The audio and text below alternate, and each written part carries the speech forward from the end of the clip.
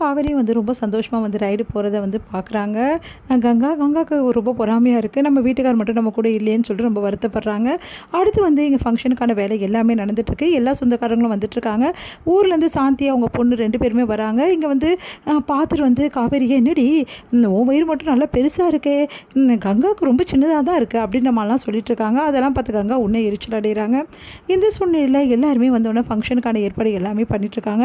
ஆனால் இன்னும் கூட வந்து குமரன் வரவே வரல. அதனால் கங்கா ரொம்ப டென்ஷனாக இருக்காங்க. இதை பார்த்துட்டு வந்து யோசிக்கிறாங்க. நம்ம வந்து என்ன பண்ணுறதுன்னு தெரியாமல் உடனே வந்து விஜய்கிட்ட கேட்குறாங்க, என்னாச்சுங்க, ஏங்க மாமா ஒன்றும் வரல அப்படின்னு சொல்லிட்டு காவேரி கேட்டுட்ருக்காங்க. அதுக்கு வந்து விஜய் சொல்கிறாரு, கண்டிப்பாக வந்துடுவார், அவர் ஒரு முக்கியமான வேலையில் இருக்கார் காவேரி, சொன்னால் நீயாவது புரிஞ்சுக்கோ அப்படின்னோடனே சரிங்க நான் நம்புகிறேன் அப்படின்னு சொல்லிட்டு காவேரி சொல்கிறாங்க. இங்கே வந்து இன்னும் உங்கள் மாமா வரலையா, டைம் வேறு ஆகிடுச்சு அப்படின்னு சொல்லிட்டு கங்கா டென்ஷன் ஆகிடுறாங்க. உடனே வந்து காவேரி சொல்கிறாங்க, இங்கே பாருக்கா, மாமா கண்டிப்பாக வந்துடுவார், எந்த பிரச்சனையும் இல்லை, நீ வாக்கா கூப்பிட்றாங்க அப்படின்னு சொல்லிட்டு கூட்டிகிட்டு போகிறாங்க. இங்கே வந்து சேரில் உட்காடுறாங்க. எல்லாருமே வந்து டென்ஷனாக அப்படியே வந்து எல்லாருமே பார்த்துட்டே இருக்காங்க. கங்கா இன்னும் வரலையா, ஐயோ தம்பி வேறு இன்னும் வரல, கங்கா வேறு ஏற்கனவே ரொம்ப டென்ஷனாக இருக்கா, இப்போ என்னடி பண்ணுறது அப்படின்னு சொல்லிட்டு சாரதா சொல்லிட்டு இருக்காங்க. பார்த்துக்கலாமான்னு கரெக்டாக வந்து குமரன் வந்துடுறாரு. குமரனை பார்த்தோன்னா கங்காவுக்கு வயிறாக ஏறிது, செம்ம டென்ஷனாக இருக்காங்க. வராரு பாரு எவ்வளோ நேரம் கழிச்சு அப்படின்னு சொல்லிட்டு டென்ஷனாக வராங்க. தம்பி நீங்கள் குளிச்சுட்டு வந்துட்டீங்களா, குளிச்சுட்டு வந்துட்டு ஒன்றும் பிரச்சனை இல்லை, நீங்கள் வாங்கி கொடுத்த ட்ரெஸ்ஸையும் நான் போட்டேன் அப்படின்னு சொல்லிட்டு குமரன் வந்து உட்காந்துருக்காரு. அடுத்தது சரி 2 பேரும் மாலையை மாற்றிங்க, நீங்கள் கங்கா கழுத்தில் மாலை போடுங்கன்னு மாலை போட குமரன் வராரு. உடனே கங்கா வந்து அந்த மாலையை தூக்கி விசிலடிக்கிறாங்க. எல்லாருமே அதிர்ச்சி, இந்த மாலை தான் ஒரு கேடா, இந்த மாதிரி 4 நாளாக நீங்கள் பண்ண வேலை கொஞ்சமாவது இருக்கா, என் கூட இருக்கணும்னு உங்களுக்கு தோணுச்சா, இப்போ ஃபங்க்ஷனுக்கு கூட யாரோ மாதிரி லேட்டாக வரீங்க, உங்களை கட்டிக்கின்னு நான் படுற பாடு இருக்கேன் எனக்கு தான் தெரியும், உங்களை நான் ஏன் தான் கல்யாணம் பண்ணி தொலைச்சணும், எல்லாம் என் தலை எழுத்து அப்படின்னு சொல்லிட்டு பயங்கரமாக கத்துறாங்க. அதெல்லாம் பாட்டு கங்கா என்னடி நீ இப்படி பண்ணிட்டுருக்கேன்னு சொல்லிட்டு சாரதா சொல்கிறாங்க. அதுக்கு வந்து கங்கா ப்ளீஸ் கங்கா இப்படிலாம் பண்ணாத, நான் ஏன் 3-4 நாள்லாம் உன் கூட இல்லைன்றதுக்கு இதுதான் காரணம்னு சொல்லிட்டு அந்த ஒடியானத்தை எடுத்து கொடுக்குறாரு. அதை பார்த்த கங்கா என்னங்க இது, நீ தானே கங்கா ஒடியானம் வேணும்னு கேட்க, இதுக்காக ரொம்ப பெரிய ஆர்டர் நான் எடுத்த கங்கானோன்னு விஜய் அதுக்கப்புறம் வந்து நிவின் எல்லாருமே சொல்கிறாங்க, ஆமாம் இதுக்காக அண்ணன் ரொம்ப உழைச்சாரு அப்படின்னு சொல்லிட்டு நிவின் வந்து சொல்கிறாரு.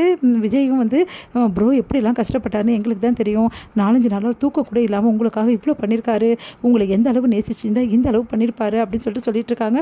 அதை கேட்டுக்காங்க மனசு மாறுறாங்க.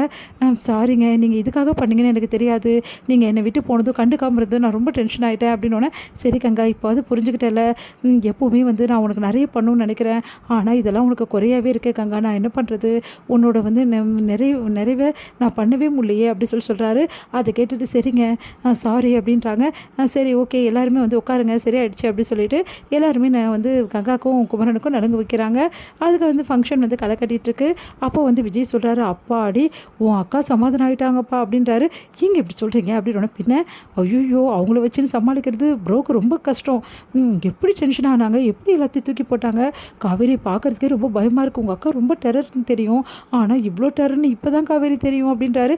என்னங்க நீங்கள் எப்படி சொல்கிறீங்க பின்ன என்ன பாவம் அந்த மனுஷன் எப்படிலாம் கஷ்டப்பட்டார், கொஞ்சம் கூட புரிஞ்சுக்காம இப்படி வந்து எடுத்தால தூக்கி விசிலடிக்கிறாங்க, அதுவும் எல்லோரும் இருக்காங்க, அவருக்கு எவ்வளோ கஷ்டமாக இருந்திருக்கும், எனக்கு இப்போ தான் புரியுது குமரன் ப்ரோட ஃபீலிங் என்னென்னு, உண்மையிலே சொல்கிறேன் ரொம்ப ரொம்ப கஷ்டம், ஆனால் ஏன் பொண்டாட்டி அப்படி இல்லை அப்படி சொல்லிட்டு கையை பிடிக்கிறேன், ஏங்க எல்லோரும் இருக்காங்க, எல்லாம் இருந்தால் இருந்துன்னு போ, ஏன் பொண்டாட்டி கையை நான் பிடிக்கிறேன், உண்மையிலே சொன்னால் நீ கிரேட் காவேரி, நான் எவ்வளோ பிரச்சனை இருக்கேன்னு சொல்லிட்டு கரெக்டாக புரிஞ்சுப்பேன், அதுக்கு ஏற்ற மாதிரி நடந்துப்பேன், ஏன் எனக்காக விட்டும் கொடுப்பேன், உண்மையிலே நீ கிடைக்க நான் கொடுத்து வச்சுருக்கணும்டி, என் செல்லக்குட்டி அப்படி சொல்லி கொஞ்சிறாரு.